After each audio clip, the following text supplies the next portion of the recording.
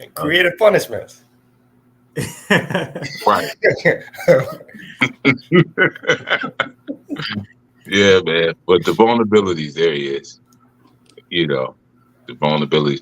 I wanted to hear, actually, we were talking about the changing of the warrior stance. I was actually interested in hearing from the sisters, like how they see, kind of like, we got boys to men, girls to women, how that stance changes. Aside, I think a lot of times we talk about the aesthetic stance where it's just like, you got to recognize you may not be hot stuff anymore, but also that sense of like responsibility. How do you see that changing, or what you relinquish? Jaquez, we just got a black screen, by the way, brother. I don't know if you know. I was wondering, can you hear me? We can hear you. Yeah, we can hear you. What seems to be the issue? I'm gonna jump out and jump back in. Looking at that. Oh. All right. Uh-oh. Yeah. You'll be back. Mm-hmm. All right. Oh, let me bring up the new chat and all that. Okay. But yeah, man, I it changes for the women too. Is that some, because it's starting to make me think about just being able to share those stories along those lines. And does that, and going back to the beginning of when certain people come in, the only thing they do is to take. Is it because now maybe they haven't had some of those stories shared with them? Or if they have heard a story, it was through somebody else, which then therefore now I'm starting to think of even some people, with this imposter syndrome.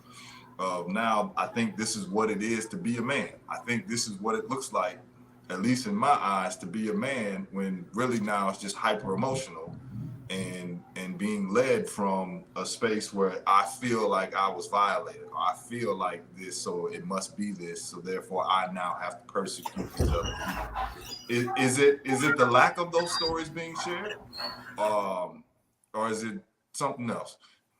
It could be. I think in sort of that kind of idea, we give people the benefit of the doubt, which is always nice. It's gracious to do, but between heaven and earth rises humanity, and that coming into a space where you're just looking to take, it shows a lack of empathy for other people, and empathy is the hallmark of humanity. So the less empathetic you are, the less human you are. Mm-hmm. So are you leaning more towards, like, you're imbalanced essentially. If you lack empathy, you could be leaning more towards heaven or leaning more towards earth. But either way, you have imbalanced yourself on the plane of humanity. So, I mean, sure, it could be someone just was never taught. They didn't know. It could be that. I think we could give them the benefit of the doubt at times. But I think also we should look at a person's cognitive and social development and their spiritual development. Mm-hmm. Some people are not as humanistic as others, and they lack that sense of empathy to other humans because they don't feel like they're one of them. They don't feel connected. So it's like, I just come to take, because I don't really see, I don't see anything but me. All I see is me. And in everything that I witness around me, I see my needs being fulfilled, even maybe. Like, you think of how the modern church is today. All they talk about is me and I, even gospel music. It's all me, I. There's only like a handful of we songs. Even when a preacher preaches a message, he knows the messages that sell. You got to preach I message. Your season, your haters are coming after you. They want to sabotage you. That's the ones that sell. You want some money? That's the big money messages. But you talking about we gonna make it, and we gonna make it to the kingdom, and we gonna be good Christian. What? Nah.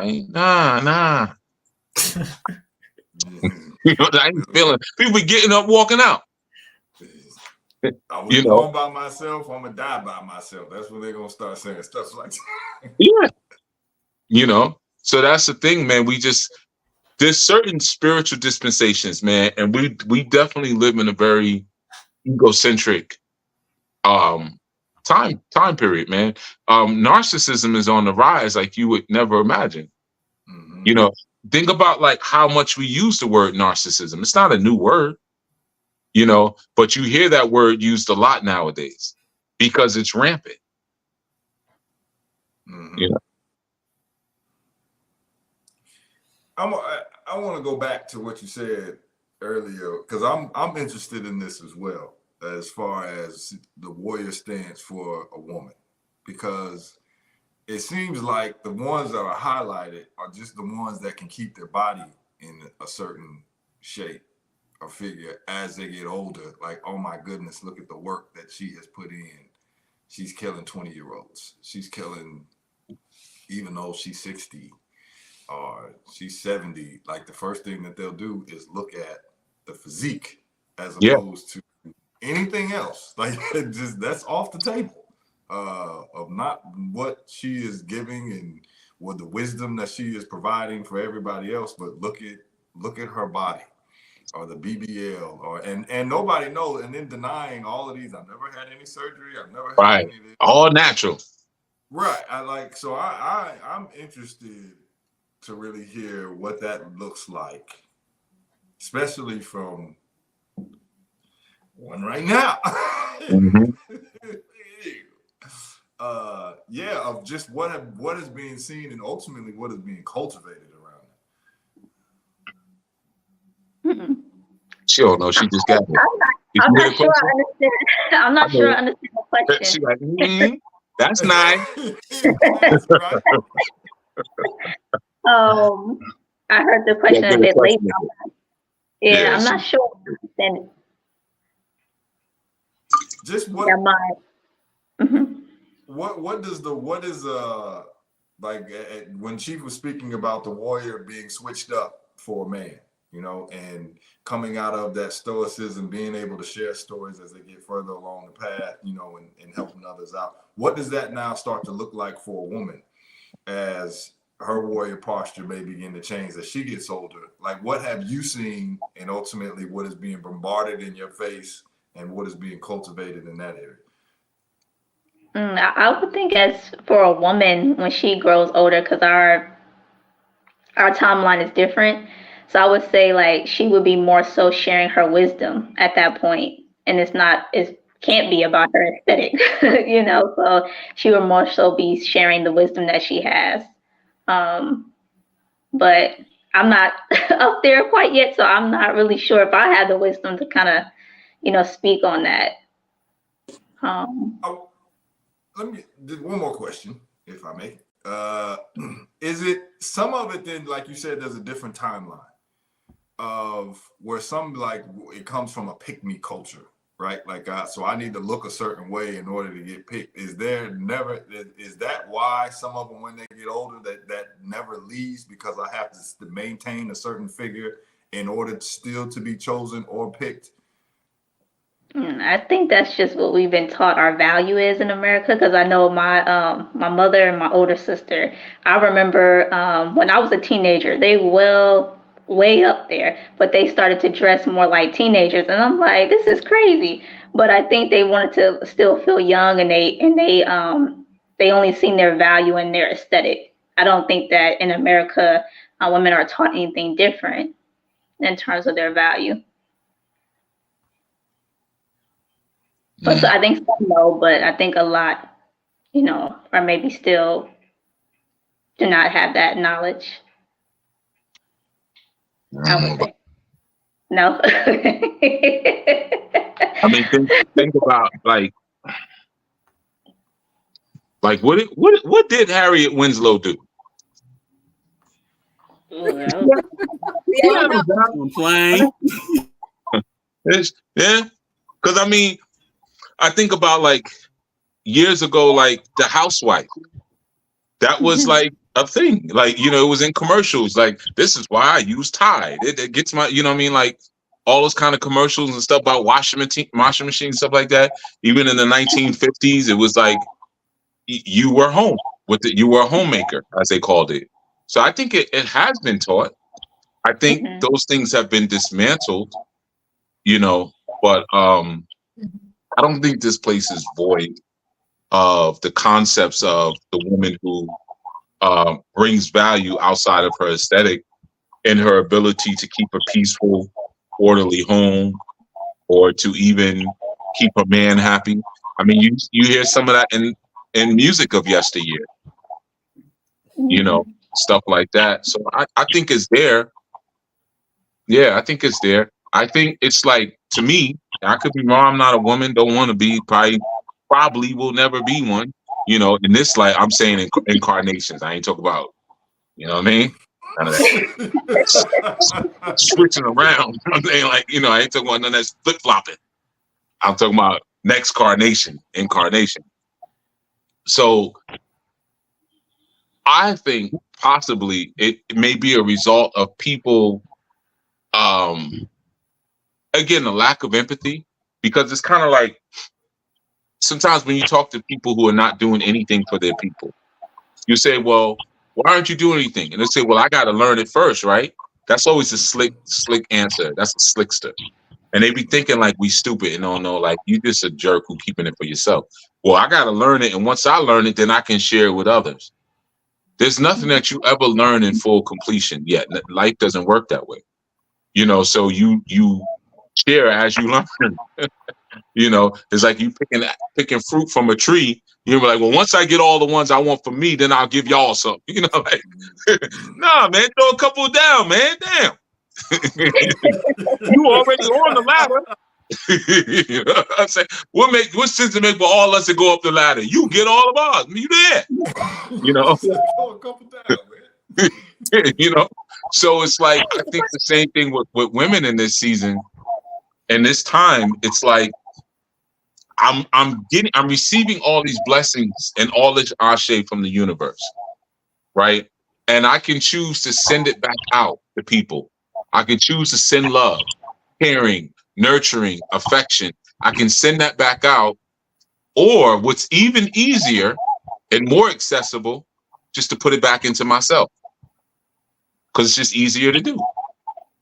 You know, so what happens is that you end up, because anytime you see, like, Zach, you talking about those women, like, 60, 70, 80 years old, and they're on The View, and they come out and they do push-ups or something like that, and they're like, yeah, I'm still, you know, and it's like, I've but seen that. they're always Jezebels. Like, you could look them and tell, like, you're a jerk. I could tell, like, they always have beautiful, mean faces. Like, you're a gorgeous snake. You're like a pretty snake. They always look the same. Like, you could tell, like, you've probably chased off every strong man and you took everything that you ever had and poured it back into yourself. So now you come out on the stage like, we got to love ourselves. We got to love ourselves. We got to, yeah, it's always going to be, because it's easier to turn everything back into you, you know, as opposed to the value. Nobody ever looked at Mother Teresa and was like, damn, she's hot. You know what I'm saying? You looked at her, she was an old nun who went around the world doing things for people, and you saw, like, she probably looked extra old from all that philanthropy, from all that work she does. Like, yeah, but ain't that's how you want to look. You know, there's a song called Grandma's Hands. You know, the things that comes from grandma's hands, or any of you have ever felt your father's hands, if you had a working father and looked at their hands like, damn, you know what I'm saying? Like, yeah, my hands look like that. Or you look at your mama's body and like all them stretch marks. Damn. You know, well, this was my sacrifice. I poured out for y'all. Even sacrificed my body for y'all. You know, so I think that a lot of times when you see that, like what you're describing, it's the opposite of that. And that's what we're glorifying. You know, the fact that someone poured into themselves so much. We love people who pour into themselves. We don't like rappers who uplift people. We like rappers who talk about themselves. And when rappers who talk about themselves die, the whole community goes crazy. But rappers who uplift others, when they die, nobody even be knowing. Nobody cares. You see, we love people who give us nothing. That's English lesson. You read your English lessons. You know, why does he love the devil? Why did my uncle love the devil? Because the devil gave him nothing. Think about all the celebrities and politicians we cheer and clap for. We don't even know why we cheering and clapping. You know, I remember when Ed Koch used to be the mayor of New York when he died. And I'm looking on Facebook, the timeline, and all these sisters I knew was like, you know, R.I.P. Ed Koch. He was one of the worst mayors ever, and he was a cross-dresser. Like, I'm not saying, yeah, I am saying it. Like, you know what I'm saying? Like, and this is the one, all you sisters like Ed Koch, he was the mayor when we had the Central Park 5. Locked them brothers up like that. So the one who gives you nothing, that's the one you're, yay! You see? Because that's what's programmed into us. So when we see somebody who's 60, 70, 80 years old and they coming out and they looking all whatever, and they're like, I do this for me, I do that for me, I don't let nothing stress me out. We love that because we applaud selfishness. You see? But me, or people like me who are like, hey, I'm gonna give you what I have for free. What's the catch? What's the catch? I remember somebody said to me, like, yeah, my friend said you got that whole New York slick, fast talking energy. I was like, what country ass never been to New York? Because if you ever been to New York, you would know immediately I barely even speak like a New Yorker. Most people in New York be like, where you from? Like, so you don't even know what you're talking about. Like, you know what I'm saying? So it's like, mother. But when we see someone who's giving, we hate that. We're programmed to hate that. But the rapper who's got change, who talks about themselves all the time, when they die, we're going to act like Jesus just died. Like, we almost even scared to talk. Like, we scared to say, you know, Nipsey Hussle was a man. That's like a blasphemous statement. You talk about Nick, don't talk about Nick. Dudes be ready to fight you. Yeah, people will look at me crazy when I said something. So I was like, did you even know this person before? And they was like, what you just said? I'm like, you're not into rap. Like, now all of a sudden you care. And I was like, look at kill somebody. I'm like, wow. Kill somebody. Big Jay-Z, like, these are all people, they just talk about themselves. Kanye's crazy though. Because Kanye started talking about other people and what we could do. He's the crazy one. Mm-hmm. And when he dies, just like when Kevin Samuel died, people are going to clap and cheer. Watch what happens when Jay-Z dies. There'll probably be riots in the street. My man Jay, that was my cousin. Oh, now he was your cousin. Okay. Okay, here we go. Here we go. You know what I'm saying? Or people still crying over Tupac. Yo, yeah, I love Tupac. I was a big Tupac fan. But every other song, you cannot sit there and listen to it with a woman. Like, he's offending a woman in every other song. But we still crying over Tupac. Whereas there was some amazing political leaders, great minds, great African minds who transitioned. People don't even know who the hell they were.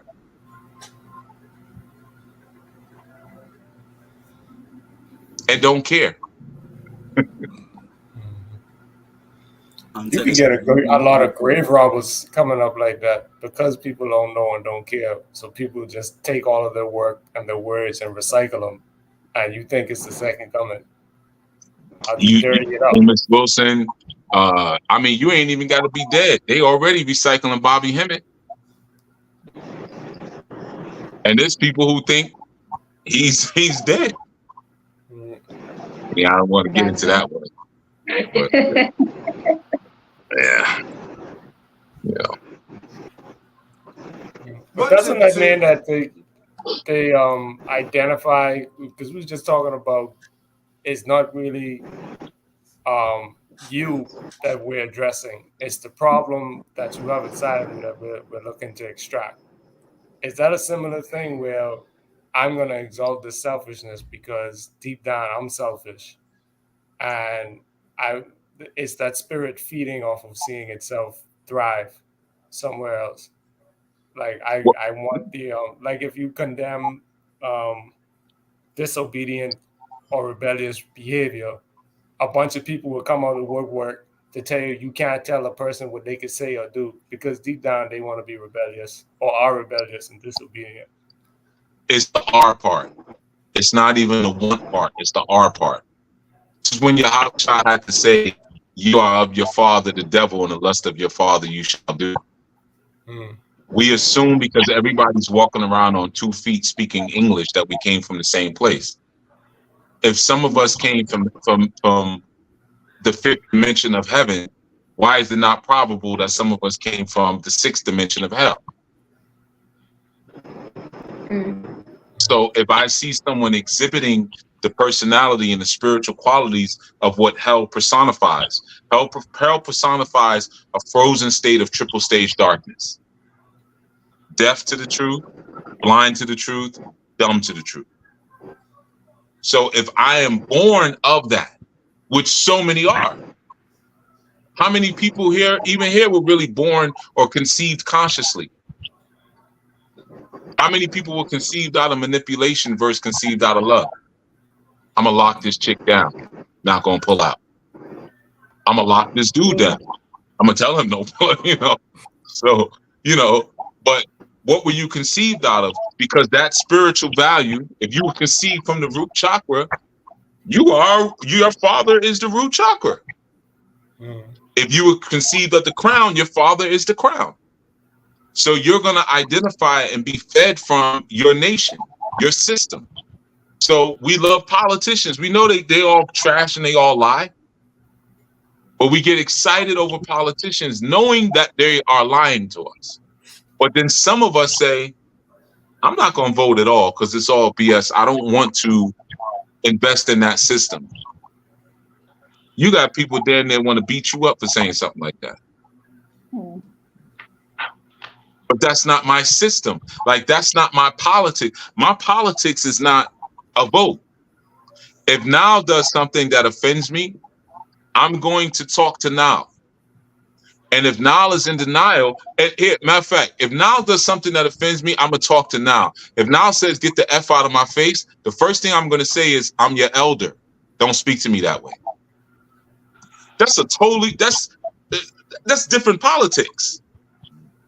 We got different politics. He say, okay, my bad. I ain't mean to say it like that. Whoop-de-whoop-de-whoop. I tell him what happened. I still don't agree with you. All right, no problem. I'm going to go get Jaquez. I got to get a witness now. See, we got our own political system. You see? So, in politics is saturated. It saturates every level and every point of life. The clothes you wear, the language you speak, the way you have sex, the food you eat, your sexual identity, it's all political. You see? So if I come from a heavenly perspective, then my politics, my sexual practices, the way I relate to my brother, so forth and so on, is going to be based on the laws of heaven. If I'm birthed from a sixth reality, a 6th dimensional reality, then how I relate to people, how I sex and everything is going to be based on a triple stage darkness reality. You see? So that word she'ol, she, without, ol, comes from El. She'ol means without El, without God. She'ol was what they called hell before. So if I come from that place, I'm offended when you try to infuse God into the conversation. Because that ain't what I'm working with. Well, why you have that sexual practice? It feels good. Well, God don't want that. Well, this ain't about your religion. I ain't saying about religion. I said God. Well, that's a fairy tale. What's real is what I can feel in front of me. Okay, well, no problem. That's where you come from. That's your dimensional, trap that you might be in. And the reality is, even if you're heaven born, you still got to go through hell. That's the hero's journey. Simba was born in heaven. Conan was born in heaven. Riddick was born in heaven. Dorothy was born in heaven. They all had to go through the journey, whether it was the yellow brick road or whatever, in order to get back to heaven again. That's the responsibility of heaven born. But for sixth dimensional born, your only responsibility is to maintain the kingdom that's birthed from the sixth dimension. So she comes out, she does her push-ups, and yeah, girl, you know, lift the roof. I look how good I look. Look at how well I've maintained this sixth dimensional product. I'm not coming on here spitting wisdom or saying like even, well, you know, you got to get your spirit right because your body will emanate with the vibration of the spirit. I'm not going to say that. I'm going to say you got to drink your water. I'm a vegan. I eat spirulina, you know, wheatgrass and all that. You know, I'm going to say that, you know. It reminds me of that podcast when you spoke about the role of the elder woman and how I saw this YouTube video, and this woman was talking about how she was teaching. She's a married woman. She was teaching other women like how to please their husbands and how to, you know, purport themselves in order to be good wives. And she was talking about how many women attacked her for, you know, teaching this. And there were people in the comments like, we don't need to learn how to do this. All we need to do is, you know, learn how to get money and take care of ourselves and keep ourselves right. We don't need to do that. And it's like, that's exactly like that thinking, like, yeah, like your culture, that thought process is not of our culture. Like, that's not what we do. In the book that, you know, the text that we're reading, scriptures that we're reading, it's like, when you get to a certain age, it's your responsibility to teach women how to do these things. But for you, it's like, nah, we ain't doing none of that. Nah, right. You get to a certain age, your responsibility is to try to blend in with that girl that you're supposed to be teaching. You know, so y'all get on the gram and take pictures, figure out which one's the mother, figure out which one's the daughter. Like, that's your responsibility. Yeah. I mean, you can't get mad at that though, man. Like, there's different planets. You know, Jupiter's supposed to be mad at Venus. you know, like, this is what y'all do. Okay, cool. It's what y'all do. I'm not doing that. You know, but I'm going to do what I do because, like I said, the most cruel thing you could ever do to a person is remove their knowledge of self. That's the most cruel. I don't think anything you could think of. Pull off their fingernails, shoot their kneecaps off. Nah. Remove their sense of self in history. That's the most cruel thing you could do to someone. You know what I mean? So now you're looking at the devil's kingdom and you're like, should I do that? And not realizing like, oh no, that's just what they do. That's that. Like, we ain't got nothing to do with that. Like, we don't even have to destroy them because what they do, because they're made to be destroyed. You know, like when I go to a fire pit and I burn wood, that wood was born for me to burn it. That's why it's there. You see what I'm saying? Exactly. Like, that's what the Crisco oil's for. It was made for me to pour on the fire. You know, retreat. Y'all got to be at the retreat to understand. But you know, so it's like I look at certain groups of people doing certain things, and it's like, oh, you incarnated as a decoy, like your cannon fodder. That's what you were born for. You know what I mean? I'm not gonna get mad at that. Like, that's like me looking at a freaking goat that people eat and be like, yo, goat, why don't you, if you act more like a human, they won't eat you. No, you were born and bred to be eaten. That's your job. You know, that's your job. You know, and so that's the thing. It's like, yeah, you have to be able to see other kingdoms, but be solidified in where you come from. That's why I knew it's not about a religion. It's about an origin. It's about a bloodline. Because once you can connect to that logically and sensibly, a lot of stuff becomes easy. I gotta be honest with you. A lot of stuff becomes easier because certain things no longer become an option. So the road gets more narrow. So it's like, okay, this is simple. You know, like I go into a store, I don't have a hard time trying to figure out what to buy to wear. What's 100% cotton? What's 100% wool? What's it like? You know what I'm saying? I'm not putting plastic on my body. I'm wearing polyester. So easy. You know, by the time you go through the rack, there's going to be like 4 things there. And then for me, it's like, what's 3X? What's 4X? All right. Well, one. I got one thing I could buy. That was quick. You know what I'm saying? So, don't you want to try it on? No. Like, nah. Yeah, everything pretty much fit the same. Weird.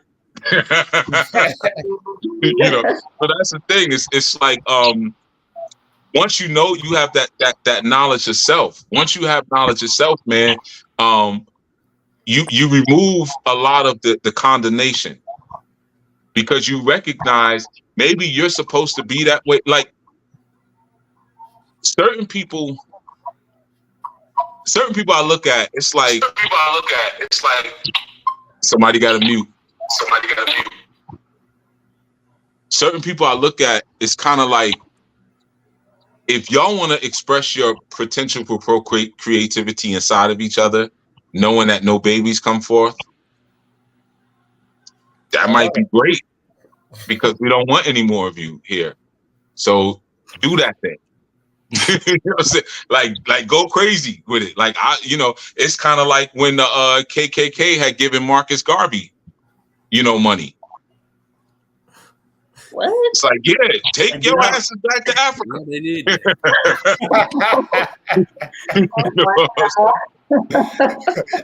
There's a movement I can get behind. Right, exactly. You know what I'm saying? And that came out. I mean, a lot of people didn't know that at the time, but that came out later. Like, yeah, but why not? Yeah, I don't want you here messing with my daughters and stuff, and Deshaun, and over here coming and looking for Becky Sue. You know what I'm saying? So yeah. So it's just where you born from. Yeah, we not born from the same planet, man. That's all. No big deal. Is that the